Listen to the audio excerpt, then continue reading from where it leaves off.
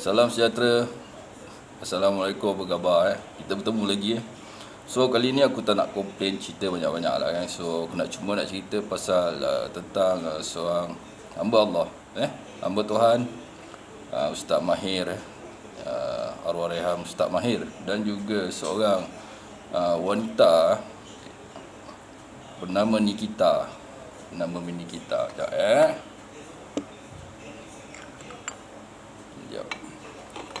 Nikita siapa nama ni? Nikita Marzaini. Aku tak tahu lah. Ni cawan. Nak cawan kan? Tahu tak cawan apa ni? So anggaplah ni cerita lawak dan cerita besar je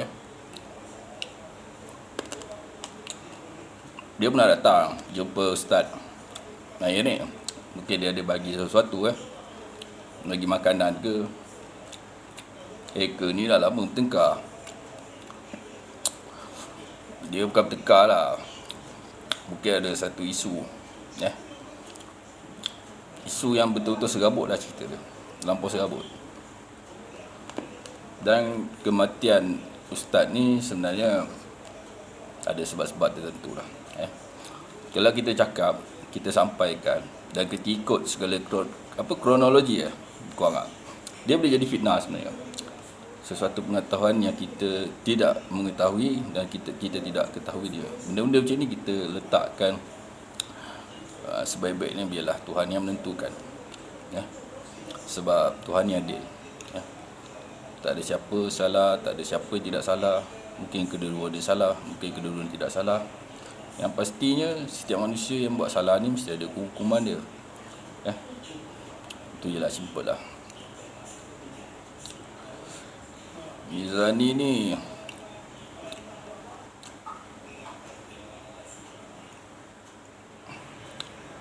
kita ni tak boleh sebenarnya. Kalau kita nak membuat satu ibadah ke, satu kebaikan ke, kita tidak boleh menonjol macam kita ni macam bangga sangat pasal diri kita ni.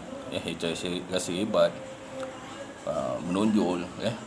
Kalau boleh nak tunjuk macam kalau boleh buka lah baju tu, tunjuklah bawah dada tu besar mana. Simple lah kan. Orang kata macam tu lah kan. Kalau boleh tunjuklah puting tu besar mana. Simple lah. Simple lah. Ni lah manusia. Tak kira lah siapa pun, sama je.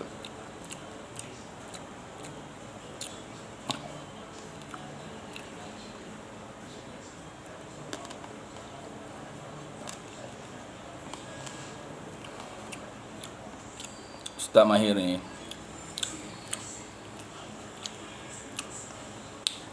ilmu dia tu bukan nak disengajakan, tapi dia pengetahuan tu sebenarnya telah menguasai diri panggil. Dan itulah kita ni tak boleh dapat taksub sangat. Taksub memang akan jadi masalah. Saya cakap taksub juga boleh menyusahkan orang lain. Kalau kita taksub sesuatu, kita ni kadang-kadang tanpa kita sedar, kita bawa ilmu tu, kita boleh merosakkan bangsa kita sendiri.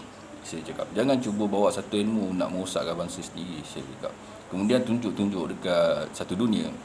Seolah dunia ni macam tak pandang ke? Dunia tahu apa yang kamu buat, apa yang kamu saksikan. Kadang-kadang orang ni diam.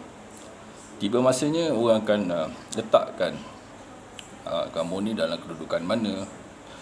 Bukan orang nak menganggap diri orang tu begitu, tapi mereka sendiri yang mencipta keadaan diri mereka begitu. Faham tak?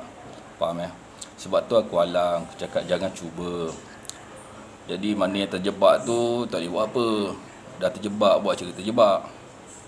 Jadi bila nak undur ni kadang-kadang tuan dia lah kena selesaikan. Kena cakap sendiri, kena pandai, kena tahu. Kalau dah jadi satu benda yang sampai terpengaruh sangat, itu dah jadi masalah. Serius cakap, dia pun jadi masalah. Yang penting kita kena tahu dalam hidup ni kita ada Tuhan. Tuhan nak tahu kita. Tuhan tu nak tahu satu je. Dalam kehidupan ni, apa yang aku berikan, apa yang aku tunjukkan, dan apa kehendak engkau, dan apa takdir engkau, Tuhan tahu. Jangan risau. Cuma tahu, Tuhan tu nak tahu dalam sudut tu kau sebagai manusia. Dia akan tanya kau je. Begitulah. ataupun Tuhan tu tanya aku. Secara manusia ni dia akan tanya. Sebab semua benda-benda dia dah tahu dah. Faham? Cuma dia nak tanya manusia tu. Dia tanya ni ada susah nak cakap. Dari perjalanan manusia tu akan ditanya, dia akan perlihatkan, dia akan tunjukkan sifat, semua dia. Semua dia akan tunjuk itu, dia akan tunjuk begini. Jadi kita ni cuma kena cepat nilai. Kita ni dapat lihat diri kita sendiri ni, kita nilai di mana kekurangan, di mana masalah tu. Di mana benda-benda ni susah nak cakap. Sebab apa, kalau ikutkan faham Islam ni, tanpa banyak sudut dia menyukarkan kehidupan manusia. Sehingga kan kadang-kadang bukan manusia ni takut nak menyebut kalimah Allah. Allah tu tahu. Tuhan tahu dah. Bukan dia tak boleh sebut, dia ada manusia, dia berbeza-beza. Tuhan tak bagi. Contoh kalau Cristiano Ronaldo berusaha untuk jadi juara dunia Formula 1, tak mungkin. Tuhan bagi situ je. Kalau Lionel Messi, contoh pemain bola tu, dia nak jadi Tiger Woods, nak julang kejuaraan nombor 1 dunia dalam bidang golf, tak semestinya. Melainkan Tuhan izinkan, tapi Tuhan nak bagi tu je.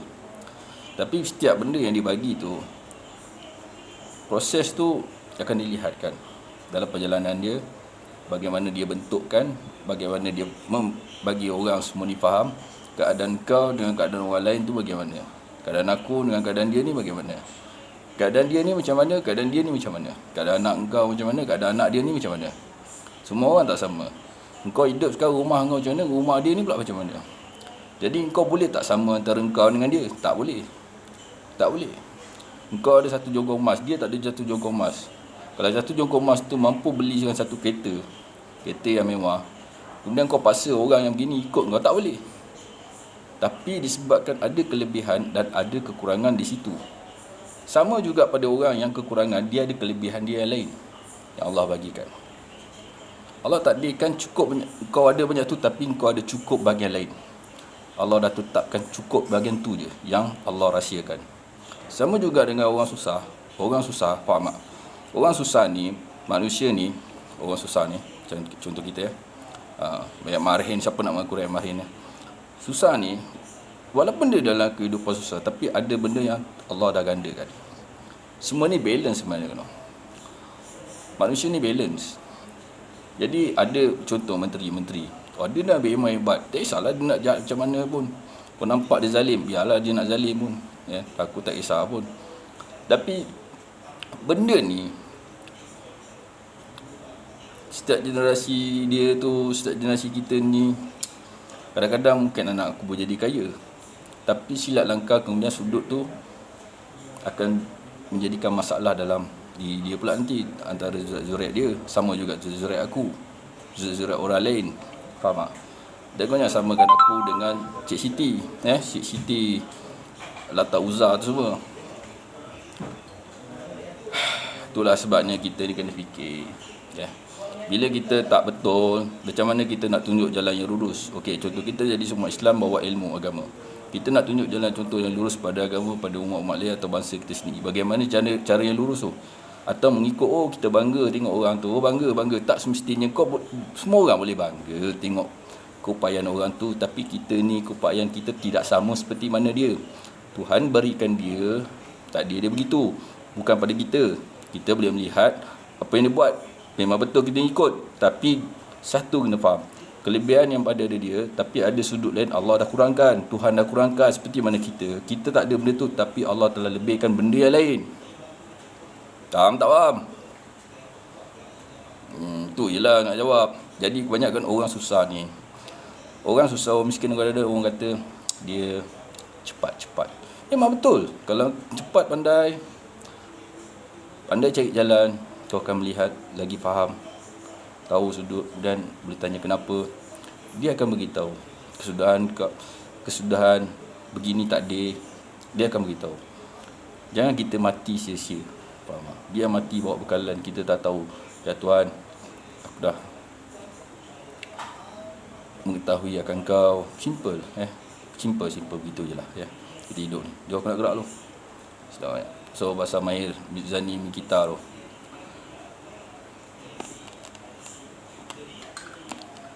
Jangan aku cakap terang jangan marah. Setiap manusia ni boleh jadi baik. Kalau manusia ni dia jahat, dia nak jadi terjahat terus, itu dah hak dia.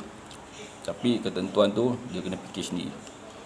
Siapa yang akan tanggung, siapa yang akan merasai selepas tu, dia rasa dia dah faham. Dia akan tahu sendiri. Kalau dia tak faham, susah.